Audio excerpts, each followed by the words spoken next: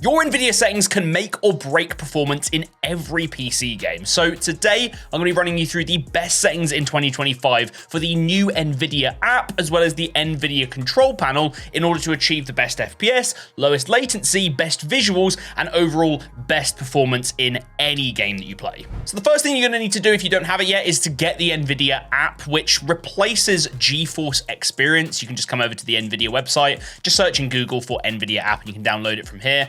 What this will do is give you all of your driver management and everything that GeForce Experience gave you, but also gives you access to some of the graphics options that previously were hid away in the control panel. It doesn't have all of them just yet, hence why today's video we're going to be covering Nvidia app and control panel, but it's a much better way of managing everything if you set it up correctly. Once you've got it downloaded and installed, you might be able to see the Nvidia icon down here in the bottom right of Windows. If not, just show the hidden icons and you'll see the Nvidia icon here. Right click and select Nvidia app.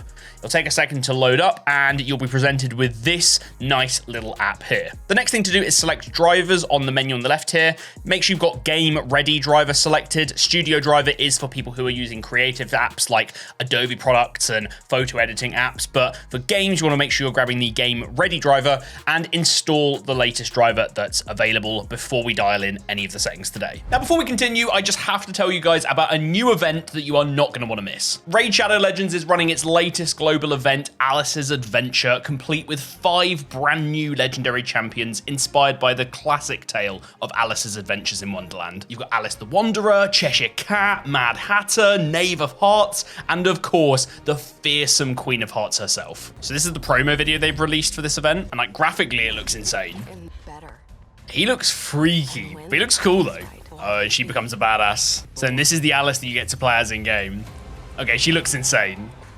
There's the Queen of Hearts. Yeah, these kind of promo videos really make you want to play and try out these characters. Players can actually get themselves the legendary champion Alice the Wanderer for free, along with a bunch of other rewards simply by opening Raid on 14 different days. For example, on day 7, you will get Alice herself, and you just need to make sure you've done it by March 26th, so do not miss it. There's a new dungeon event where you'll battle the infamous Queen of Hearts, and between now and March 5th, you can earn some special rewards for fighting her, as well as 5 legendary champions you can earn through in-game events over the month. The game just has endless amounts of content and they keep providing new fresh content for you to get involved with. And even better, you can play on both mobile and PC. So if you're a new player, what you need to do right now is head to the link in the description or scan the QR code on screen.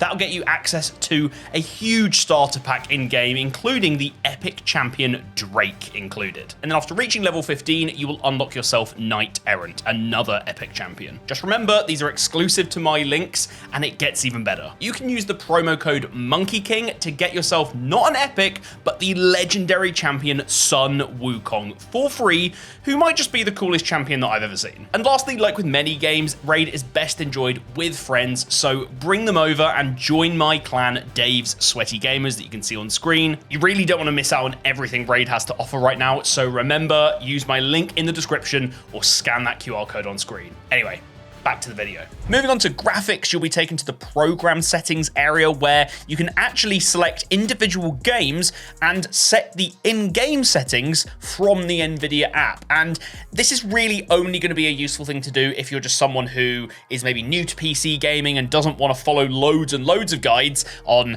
how to get the games running as good as possible, but that's literally what this channel's for. So if you haven't already, make sure you click subscribe. But you can just come in here and click optimize and set this between performance and quality, and it will just do all the settings for you.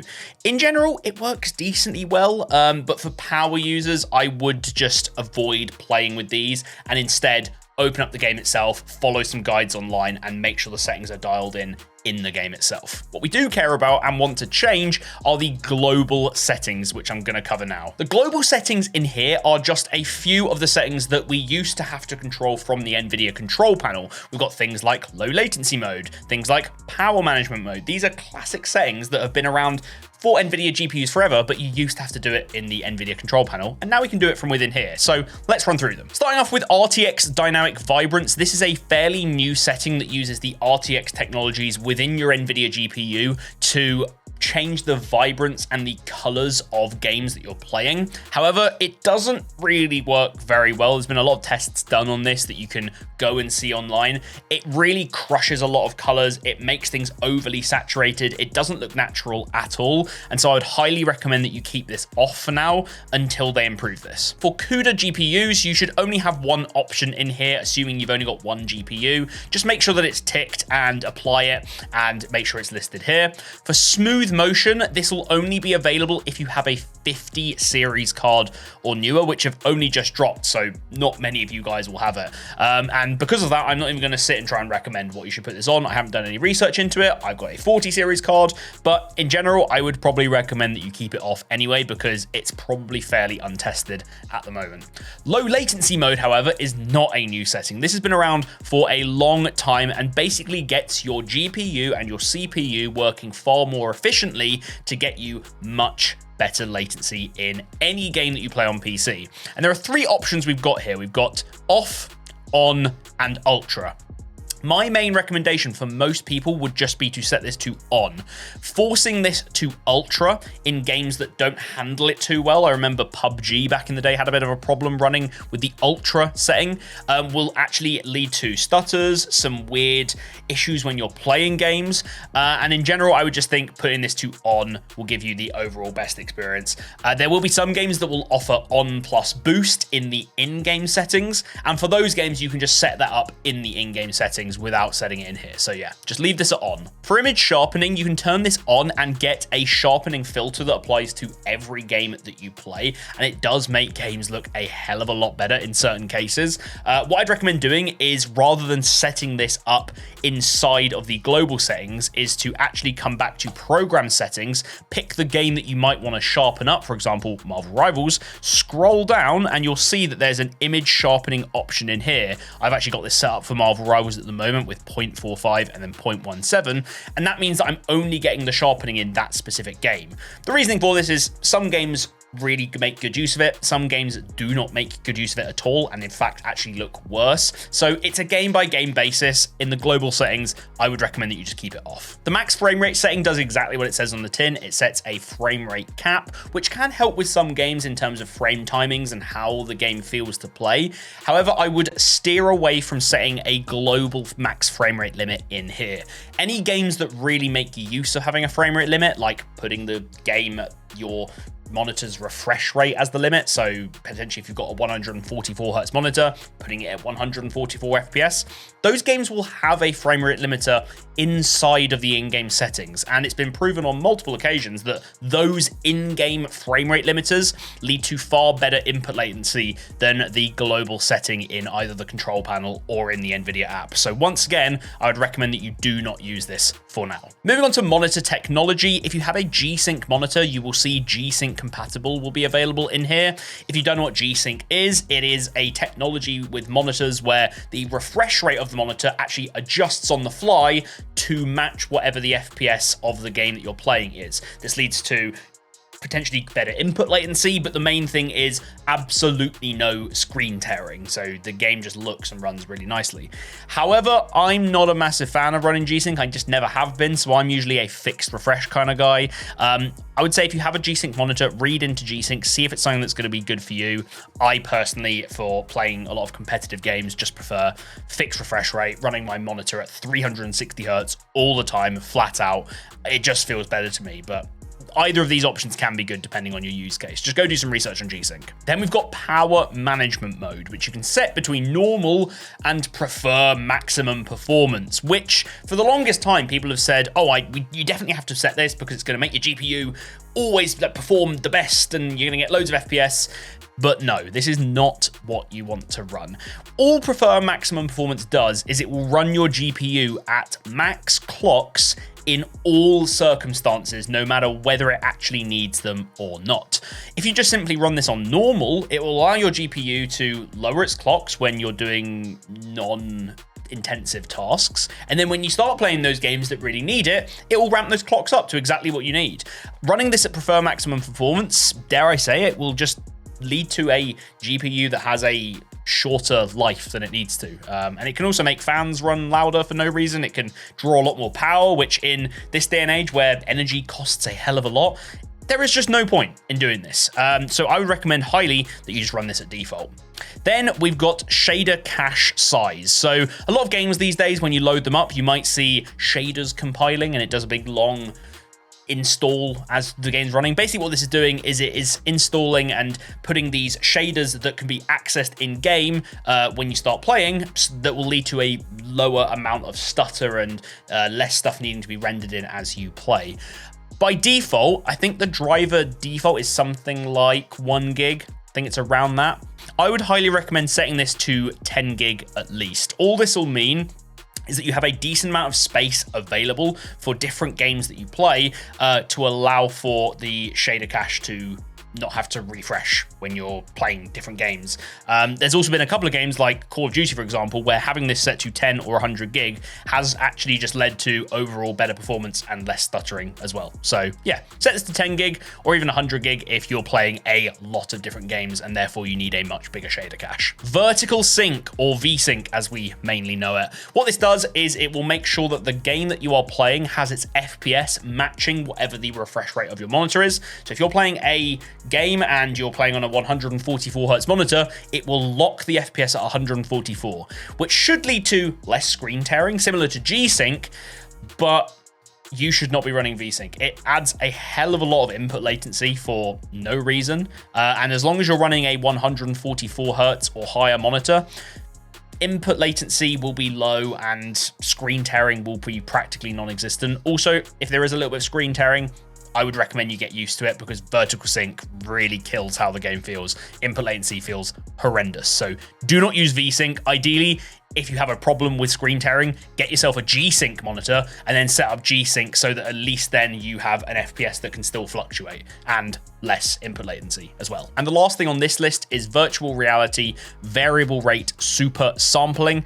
I would recommend that you put this to adaptive. This will only actually kick in, however, if you play virtual reality games, which I know a lot of people don't, but you never know. You might play something in the future. And by setting this to adaptive, it basically means rather than being always off or always on, it will activate when it needs to start working, and it can make virtual reality games run a lot better. I've been playing a little bit of stuff on my Meta Quest 3 and I have found much better performance out of having this set to adaptive. So moving on now, we've got the system area. You can set G-Sync to on or off in here. As I said, I do not have this on, but I would recommend you go read into it if you've got a G-Sync monitor. It might be something you want to try out, and you can turn it on in here.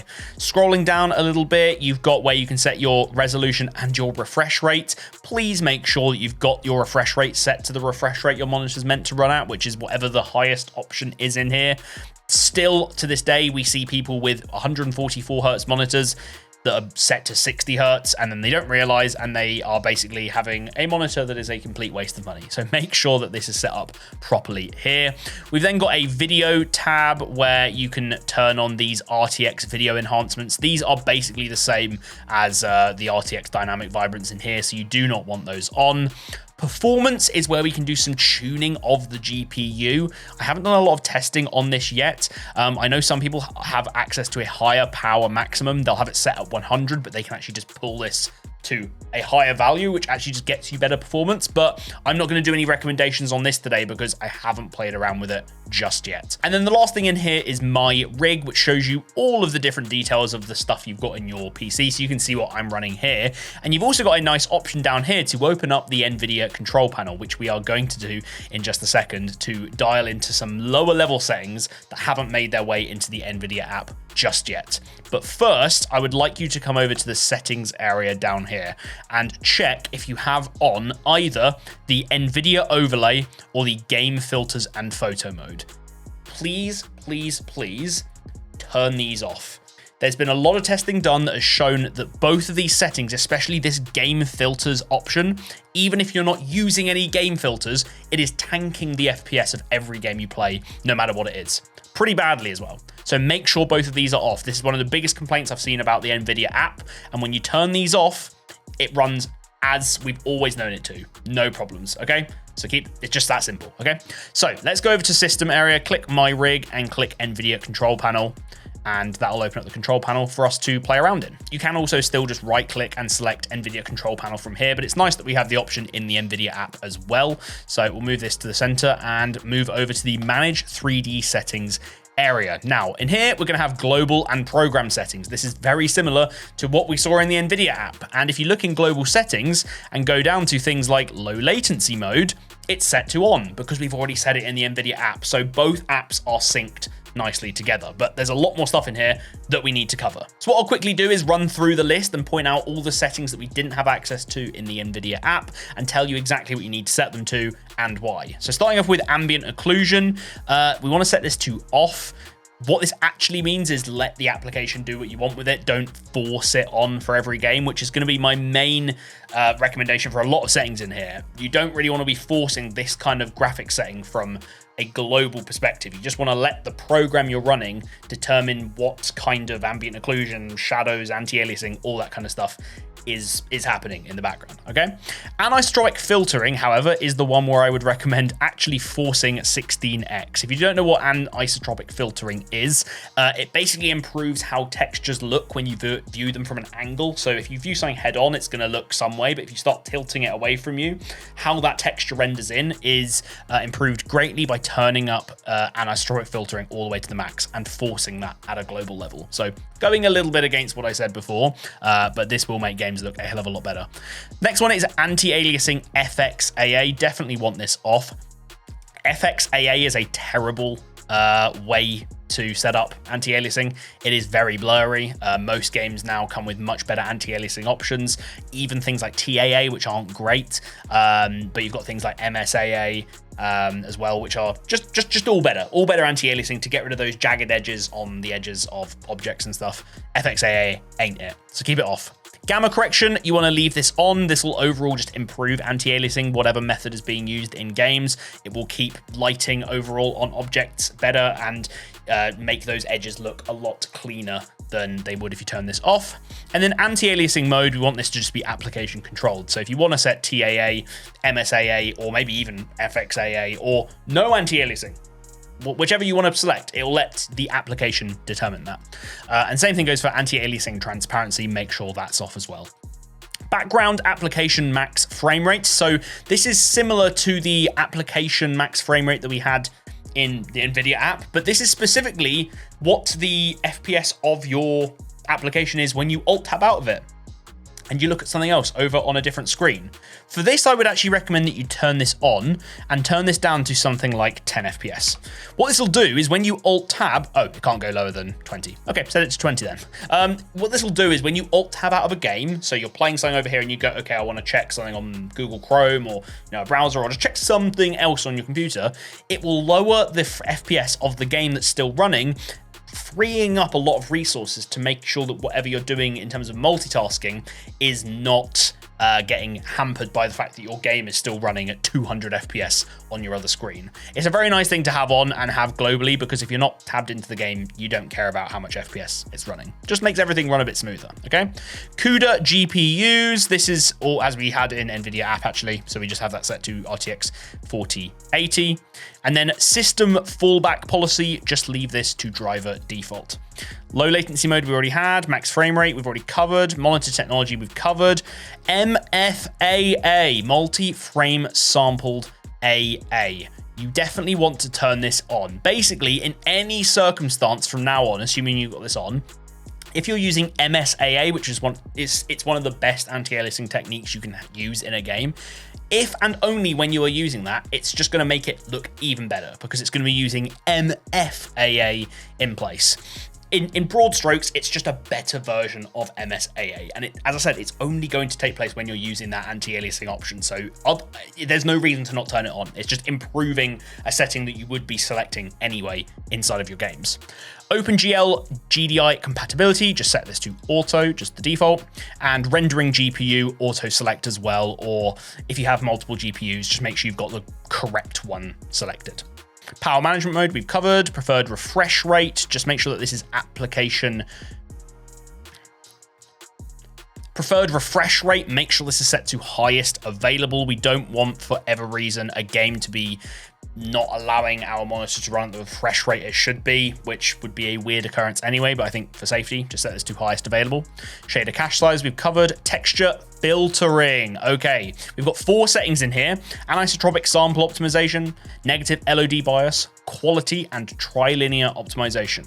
You actually only need to change one of the settings in here, and that's this quality one, which we have 4 options for: quality, high quality, performance, and high performance. Simple answer here is you want to select either quality or performance. Both the high performance and high quality settings have caused some strange issues in a multitude of games. So it basically comes down to you. If you've got an older system and you just want to gain some FPS, some performance overall across everything you play, just set this to performance and you'll see that the settings around it in these other 3 will have changed as a result of that. However, for me, I've got a decent strong system. I've got a 4080, so I actually prefer to run this at quality. And you'll see the main thing that's changed is this anisotropic sample optimization has automatically changed to off. But yeah, as I said, quality or performance, don't choose high quality or high performance. Last few settings in here then, triple buffering. You want to make sure that this is off. It will add a lot of input latency for no reason, so do not turn that on. Vertical sync, we've already covered. Virtual reality pre-rendered frames, just set this to 1. We don't want to have a load of pre-rendered frames anytime we're using any VR games because that adds a lot of input latency. And the last thing in here, Vulkan OpenGL present method. Sorry, couldn't say that. You want to just set this to auto so that we're not having Nvidia control panel take over on any Vulkan or OpenGL rendered games. There are more and more games using Vulkan these days as opposed to DirectX 12 or DirectX 11, so just let those games handle whatever they want to do. Do not control it from within here, okay? Once you've got all that dialed in, make sure you click apply, and it will sort of flash and do some weird stuff, and when the apply button disappears, that means it's all locked in. Last couple of things I want to show you. Inside of adjust desktop color settings, you can actually set up your brightness, contrast, and gamma.